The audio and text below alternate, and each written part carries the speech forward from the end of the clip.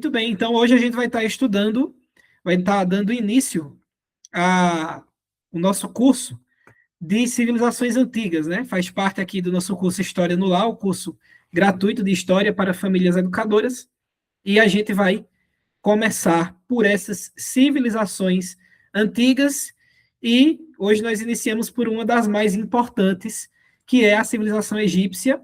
Essa civilização, a gente vai estudar ela em 3 aulas, porque é bastante conteúdo, é muita coisa que os egípcios produziram, eles foram muito importantes para a história, então vale muito a pena a gente dedicar tempo a essa história dessa civilização, especialmente porque os egípcios, eles aparecem com frequência na Bíblia, tá? Principalmente no Antigo Testamento. Então, é uma civilização que está o tempo todo dialogando com a história bíblica, então é importante a gente conhecer eles. O Egito, né, a civilização egípcia, ela vai ter 3 períodos, basicamente. A gente vai começar estudando o período pré-dinástico barra dinástico. Ou seja, o que é período pré-dinástico? O que é uma dinastia? Uma dinastia é um governo formado, né, por um rei, certo? É um governo que é formado por um rei. Então, se a gente fala de período pré-dinástico, a gente está falando de um período que era antes de existir um governo formado por reis.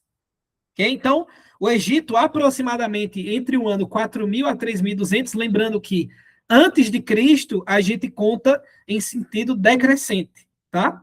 Então, o ano 4.000 ele é anterior ao ano 3.200. Quando chegamos no ano depois de Cristo, no período depois de Cristo, aí sim a gente começa a contar na ordem crescente. Então, é mais ou menos nesse período de 800 anos, entre o ano 4.000 e o ano 3.200 antes de Cristo, que a gente vai ter essa região dividida em cidades-estado.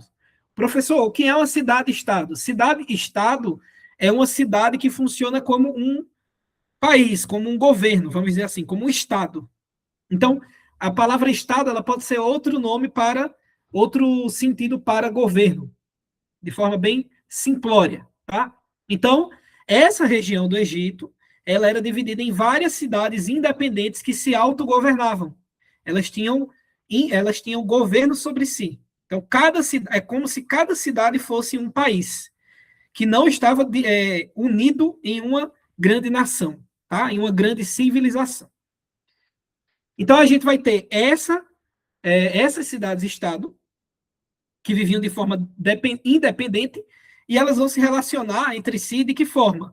Através da economia, então, através da compra, da venda, seja de sementes, seja de peças de roupa, de pigmentação, de tempero, de animais, de escravos, certo? Então, apesar de elas serem independentes, no sentido de governo, elas estavam unidas nessa mesma cultura. Então, era uma cultura daquela região, apesar de não ter um líder central acima de todos. E a aparência deles era de aparência caucasiana, eles eram baixos, tinham os cabelos lisos, apesar dessa representação estar com o cabelo raspado, provavelmente por motivos religiosos, tá? Então era cabelo liso e negro. Os olhos são fundos, o nariz aquilino, que é esse tipo de nariz aqui, um nariz relativamente grande, né? E eles vão ter traços de outros povos. Por quê? O Egito, ele fica no continente africano, mas ele não tem as características, vamos dizer assim, negras, de tom de pele mais escuro do continente africano. Então, apesar dos egípcios eles serem africanos, eles estarem na África, a pele deles não é tão escura como nas regiões mais ao sul, como na Etiópia, por exemplo, que já é um povo de pele mais escura. Os etíopes nessa época eram até algumas vezes chamados de os negros, né? Quando chegavam na região lá da Palestina, onde Jesus pregou, então nós vemos algumas pessoas se referindo a esse povo egípcio não, etíope, como os negros, porque era uma característica desse povo.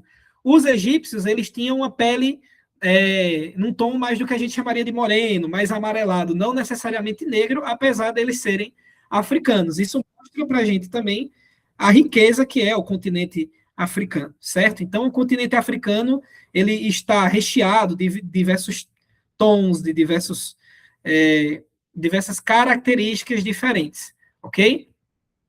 Então, essa é a aparência dos egípcios. Quando vocês lerem, quando vocês ouvirem falar, vocês pensem no egípcio mais ou menos como essa representação que tem aqui, tá?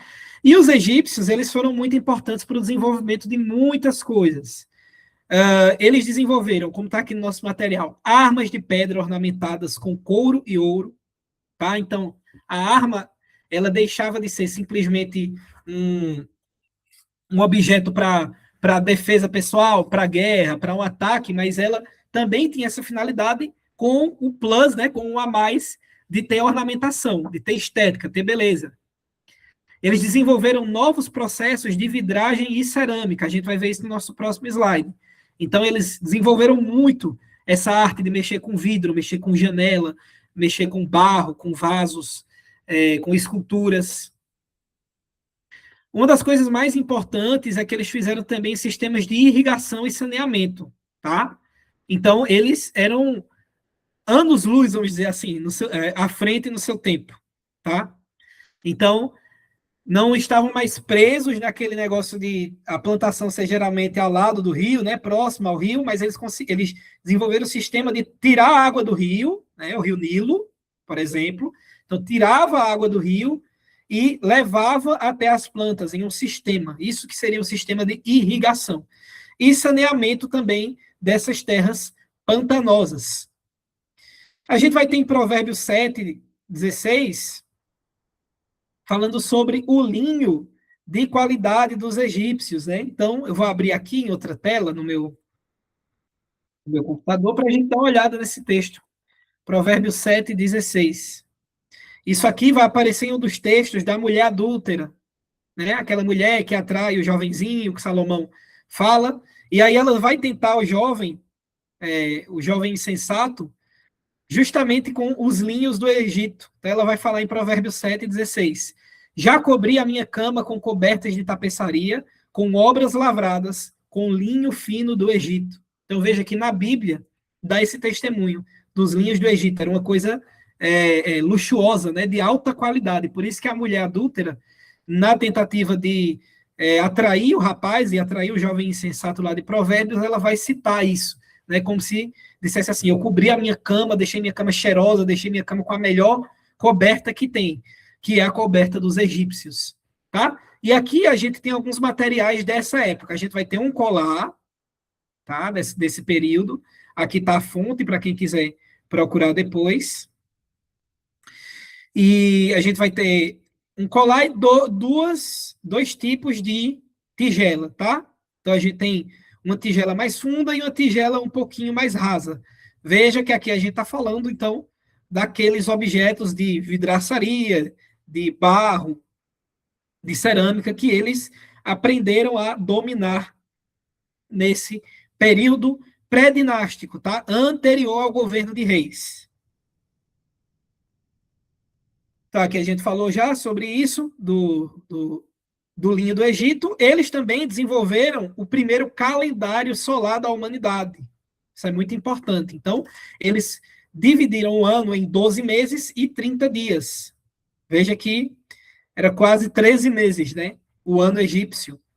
E aí, ao final de cada ano, eles adicionavam 5 dias para celebração. Então, nós vamos ver que na antiguidade existiam vários calendários. Cada povo, basicamente, vai ter o seu sistema de calendário. Com os egípcios não foi diferente, tá bom? Que acabei repetindo, peço perdão.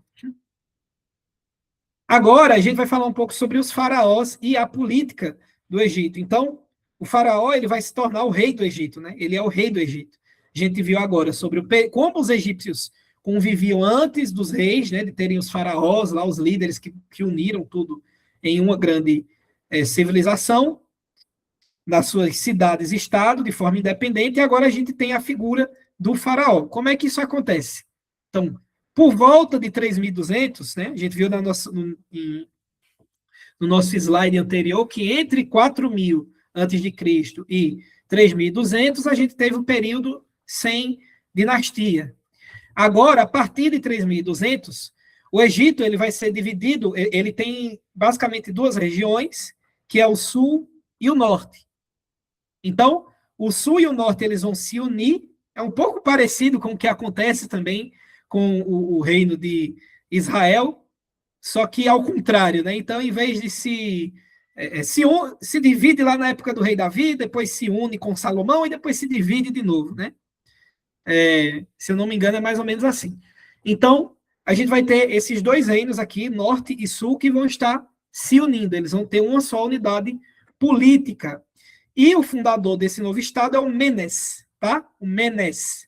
Ele é o primeiro fundador aí, o primeiro rei nessa dinastia, nesse governo de reis do Egito. Podemos dizer que ele é o primeiro faraó. Então, vai se seguir 5 dinastias até 2300, então passa praticamente aí 1000 anos, né? 900 anos, mais ou menos, de 5 dinastias diferentes no Egito, tá? E aí, durante as 2 primeiras dinastias, a capital do Egito vai ser Tines, lá no Alto Egito. Então, a partir da terceira dinastia, vai ir para a capital, né? Mênfis, é um nome bem conhecido aí, algumas pessoas já ouvem falar bastante de Mênfis e vem daí, do governo egípcio, da nova capital dos egípcios. E aí, por essa razão, a gente vai ter o período conhecido como período Menfita, que vai ser do ano de 2800 a.C. a 3300 a.C. Por quê? É o período em que Mênfis se torna a capital, então tem um grande foco nessa cidade, tá? Então a gente vai dar esse nome de período Menfita entre 2800 a 2300 antes de Cristo, lembrando que antes de Cristo a gente conta de forma decrescente, né? Então é do maior para o menor. Então a gente vai chamar isso aqui do período que abrange essas 6 primeiras dinastias de o Antigo Império. Nós vamos ter outros termos que a gente vai estudar nas nossas próximas aulas sobre Egito. Mas basicamente o que a gente está estudando aqui é o Antigo Império Egípcio, o primeiro império, o primeiro formato de império que o Egito conheceu, certo? Então, nesse primeiro momento, o governo dos faraós ele não era absolutista, mas teocrático. O que aqui significa? Teocracia significa, em outras palavras, governo de Deus. Então, o faraó ele era considerado o filho do Deus Re, certo? Então, o Deus Re, o Deus desse povo, o Deus dos egípcios, governava através do faraó. Então, ele era um vigário de Deus, certo? Ele fazia tudo em nome dessa divindade. Ele não era a divindade, como depois vai se tornar. Ele fazia em nome da divindade. E aí a gente vai ter essa união entre a religião e o Estado, a religião e o governo egípcio. O que é que aconteceu? Os principais subordinados do faraó, então vai ter uma pirâmide. Eu posso até nos futuros materiais colocar uma ilustração melhor dessa pirâmide, certo? Os primeiros subordinados do faraó vão ser os sacerdotes. Então, aqueles que respondem em primeiro lugar depois do faraó são sacerdotes. E o faraó também era um sacerdote, certo? O que é um sacerdote? É um líder religioso que tem uma liderança religiosa. Ele fala em nome de um Deus, certo? Ele oferece sacrifícios a esse Deus. Basicamente, esse é o sentido do sacerdote. É o primeiro responsável religioso de determinada cultura, de determinada civilização. Então, o faraó, ele era o sumo sacerdote. A gente tem essa linguagem na Bíblia também. No livro de Hebreus, por exemplo, fala que Jesus é o sumo sacerdote. No livro de Êxodo fala também do sumo sacerdote, da hierarquia do sacerdócio lá na época de Moisés. Então, isso era um cargo da antiguidade, era um cargo que várias culturas tinham. Não era exclusivo dos hebreus e não era exclusivo dos egípcios, mas praticamente todas as culturas tinham esse sistema religioso, tá? Então, acima de todos os outros sacerdotes, nós tínhamos lá o faraó. Nós tínhamos o faraó. E abaixo dele temos os outros sacerdotes que respondem ao faraó, que responde ao Deus deles, certo?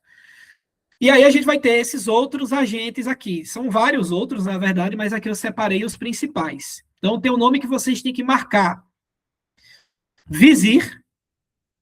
O que é o vizir? Ele vai ser o primeiro-ministro, certo? Então, logo abaixo do faraó, a gente tem o vizir, no sentido de governo. Então, ele é o primeiro-ministro. E aí vai vir o arquiteto-chefe, o superintendente de intendente de obras públicas. Então, os egípcios, eles gostavam muito de arquitetura, eles têm uma arquitetura muito desenvolvida, muito bela, até hoje as pirâmides, né, apesar das pirâmides não serem desse período, mas eles têm uma arquitetura muito bela que até hoje admira a nossa civilização moderna, né? Então, tinha esse superintendente que trabalhava especificamente com as obras públicas.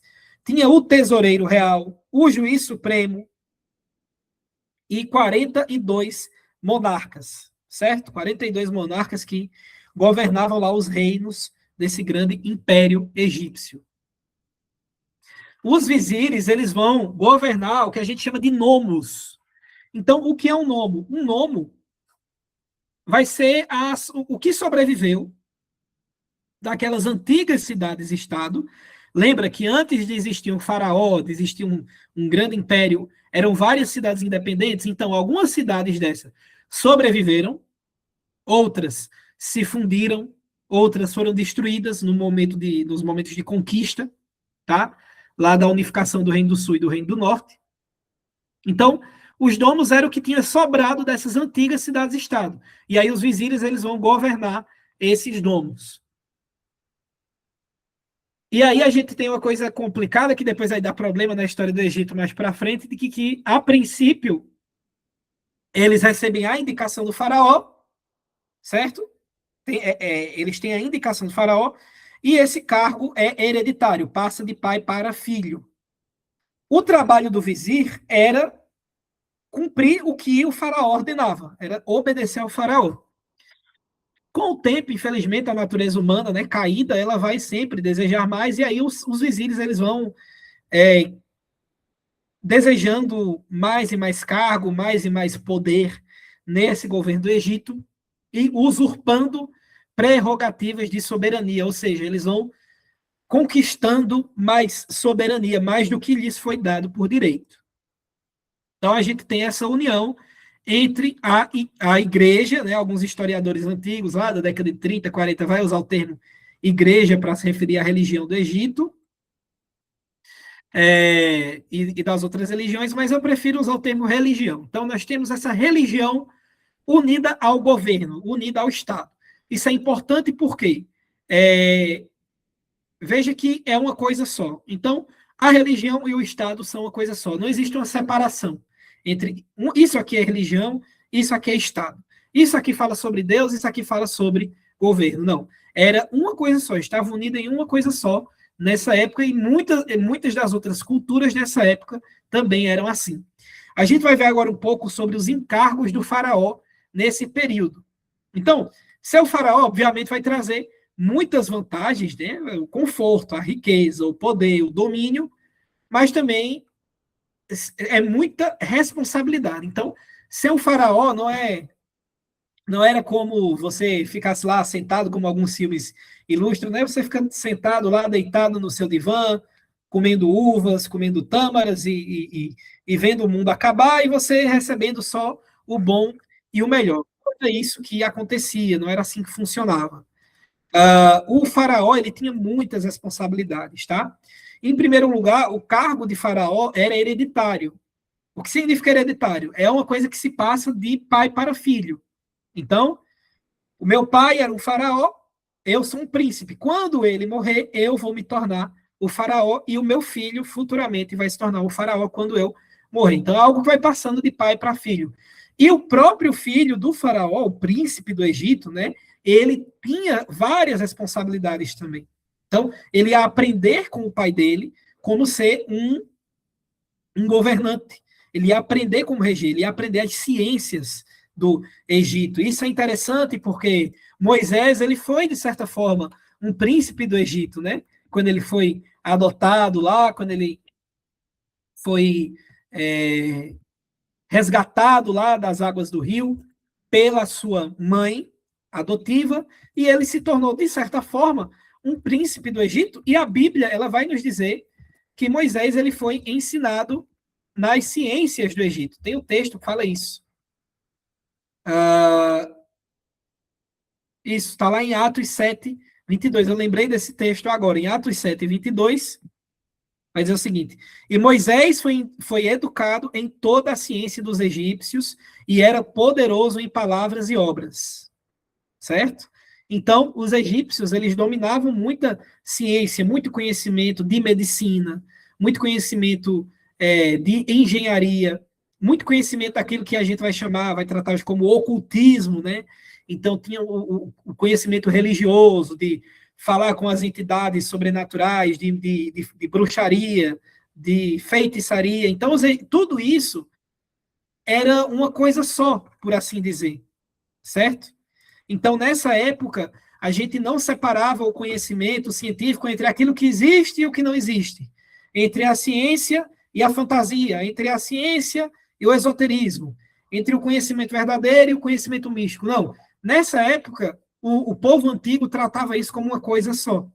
Então, quando se fala que o príncipe do Egito ele era ensinado no conhecimento do seu pai, nas ciências do Egito, quando a gente viu agora que no livro de Atos diz que Moisés era versado nas ciências do Egito, e era poderoso em palavras e obras. Veja, então, Moisés ele não era uma pessoa bobinha, né?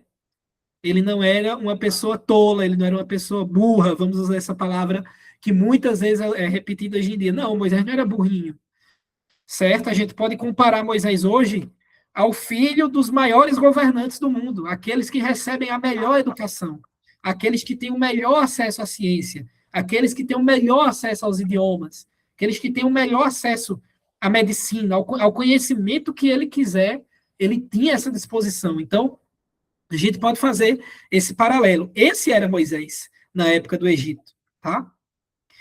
E o faraó, ele tinha essa responsabilidade de ter esse domínio, de conhecer essas coisas, de ser um bom governante, de saber governar. E o filho do faraó também, ele vai aprender não só com seu pai, mas com um ministro, certo? Com um vizir, provavelmente, ou com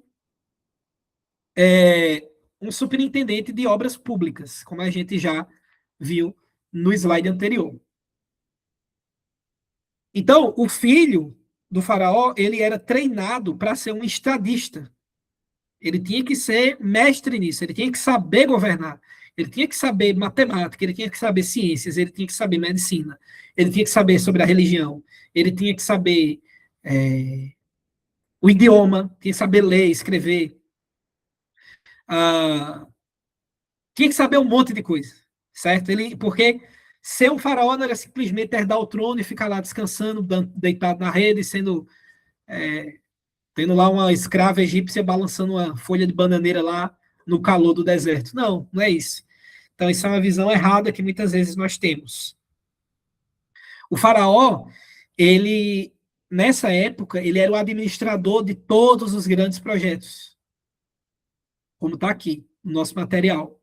E qual era o objetivo desses grandes projetos? Era satisfazer os interesses da nação. Ele apesar dele ser um líder soberano sobre a nação, que era o filho do Deus daquele povo, ele precisava trabalhar segundo o interesse do povo. Entendeu? Então, eles tinham essa visão. Apesar dele ser o rei, apesar dele estar acima dos outros, mas ele trabalhava, ele tinha toda essa dedicação para cuidar do seu povo, para administrar o seu povo para o bem do seu povo. Certo? Então, esses são os encargos de um faraó na época. Era isso que o faraó fazia. E aí a gente vai ter também, nesse primeiro momento específico, por isso que eu coloquei até um mapinha aqui atrás que fala um pouco de estratégia de guerra, a gente vai ter aqui a natureza não militar do Império Antigo, desse período que a gente está estudando na nossa primeira aula, certo? Da natureza não militar. O Império Antigo, ele era um império que não gostava, não tinha interesse por conquistar outros territórios, certo? Então era um império que se fechava mais naquela região. Isso era uma característica de outras civilizações também, certo? O Senhor Deus, se eu não me engano, lá no livro de Levítico, ele vai instruir, eu acho que é Levítico capítulo 17. Vou pegar aqui, eu acho que é esse texto, Levítico 17. Ele vai instruir o seu povo a não ter essa mentalidade imperialista de dominar outras nações, de guerrear contra outras nações para conquistar territórios. Então, o rei ele tinha um número limite de cavalos, por exemplo. Ele tinha um número limitado de cavalos, justamente para ele não marchar contra outras nações, certo? Deixa eu achar esse texto aqui, que eu acho interessante a gente sempre trabalhar tanto a história das civilizações e os paralelos com a escritura. Não é Levítico 17, é Deuteronômio 17. 16, 17. Estou ruim de memória. Então, vê o que diz Deuteronômio 16, 17. Eu vou colocar numa ara. Uma tradução ara, porque a gente conhece mais. Então, porém, este não multiplicará para si cavalos. Este, no caso, ele está falando do rei. Esse capítulo, Deuteronômio 17, se você abrir sua Bíblia, vai ser uma parte em que Deus ele vai falar sobre as tarefas que o rei de Israel vai ter que fazer, vai ter que cumprir quando Israel tivesse um rei. Porém, este não multiplicará para si cavalos, nem fará voltar o povo ao Egito para multiplicar cavalos. Pois o Senhor vos disse: nunca mais voltareis por este caminho. Tampouco para si multiplicará mulheres, para que o seu coração não se desvie, nem multiplicará muito para si ouro e prata e ouro. Então a gente vê que tem essa similaridade desse período antigo do Egito, do Império Antigo, com a ordem que Deus vai dar lá em Deuteronômio, capítulo 17, certo? Mas aí a gente vê que no próprio texto bíblico que a gente acabou de ler, o texto diz para o povo de Deus não voltar para o Egito a fim de pegar cavalos. Ou seja, depois desse período aqui, o Egito ele vai ter essa mentalidade imperialista de dominar muitas nações, de guerrear contra muitas nações para dominar, certo? Então veja que nesse primeiro momento a gente tem até uma similaridade com a narrativa bíblica do que Deus ele vai pedir ao seu povo, mas logo depois esse povo egípcio, a civilização egípcia, ela vai nos outros impérios, ela vai desenvolver esse desejo de conquista, né? De território, de guerrear, de invadir, de aumentar, de dominar o mundo. Basicamente é isso. Toda a mentalidade imperialista de invadir outros povos e fazer conquistas vem com essa ideia de dominar o mundo. Então, isso é algo inerente da natureza humana. E Deus, ele, você vê agora do texto que a gente leu, Deus ele refreou isso no seu povo, né?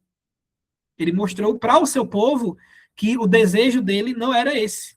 Ele não queria que o seu povo imitasse o Egito, imitasse a Babilônia, imitasse a Síria. Ele queria que o seu povo fosse uma nação de sacerdotes, tá? Então, o faraó, nessa época, ele não tinha um exército permanente, entendeu? Não existia um exército do faraó, que o faraó poderia utilizar para invadir outras nações, que o faraó poderia utilizar para começar uma guerra, que o faraó poderia utilizar segundo os seus desejos. Não, não era assim que acontecia.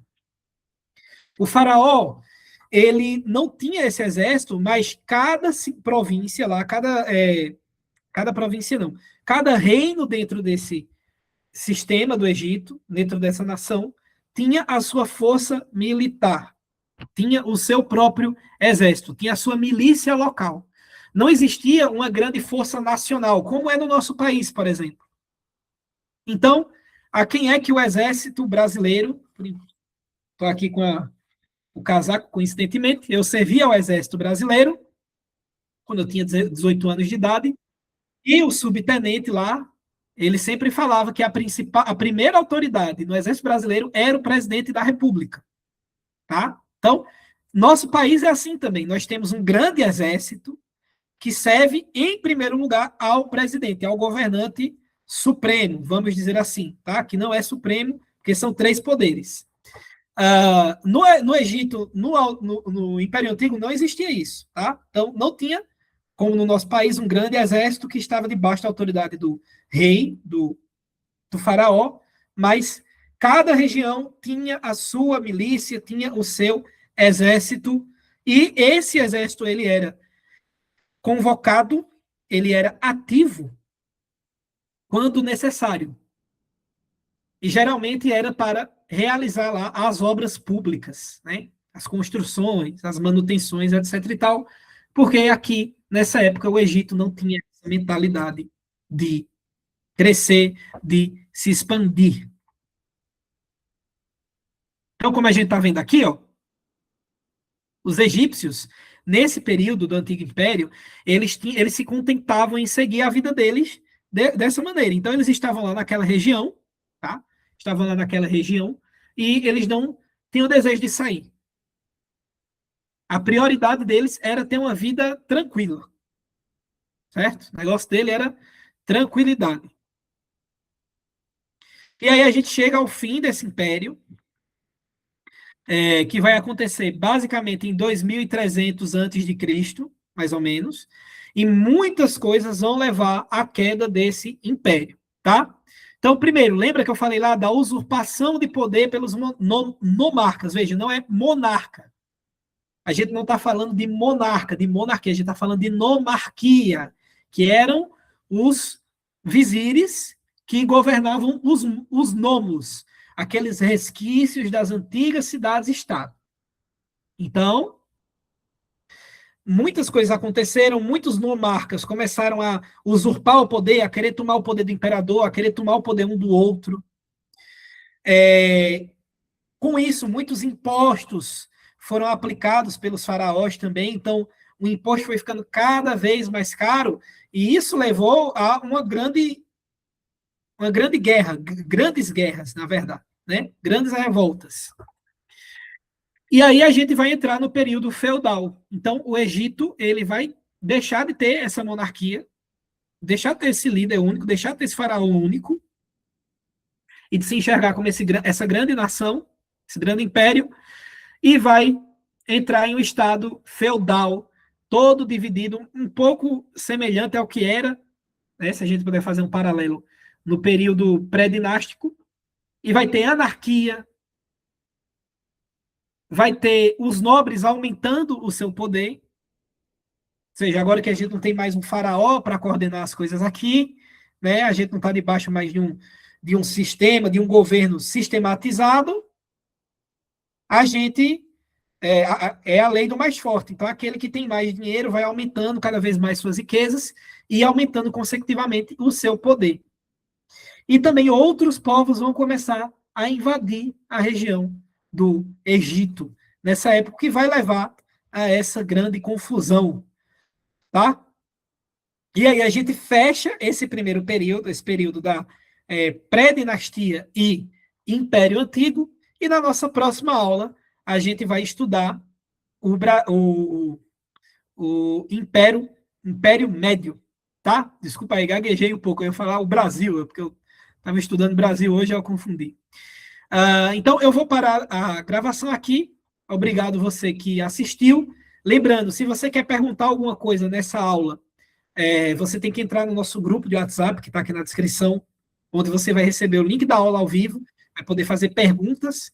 Então, quando eu termino a gravação, eu respondo algumas perguntas no chat, dou algumas orientações para os pais, para as famílias, e você recebe também a sua atividade lá, 100% gratuita, para realizar com as crianças. Lembrando que essa atividade tem 2 níveis. Então, o primeiro nível são para os maiores, eu estou trabalhando muito produção textual com eles, e o segundo nível são para os menores. Apesar dessas aulas serem um pouquinho mais complexas, mais ricas em alguns pontos que talvez os menores não consigam acompanhar ainda, certamente eles estando envoltos dessa temática aqui, eles vão conseguir realizar a atividade. Então, aqui é o professor André de Oliveira e eu vejo você na nossa próxima aula.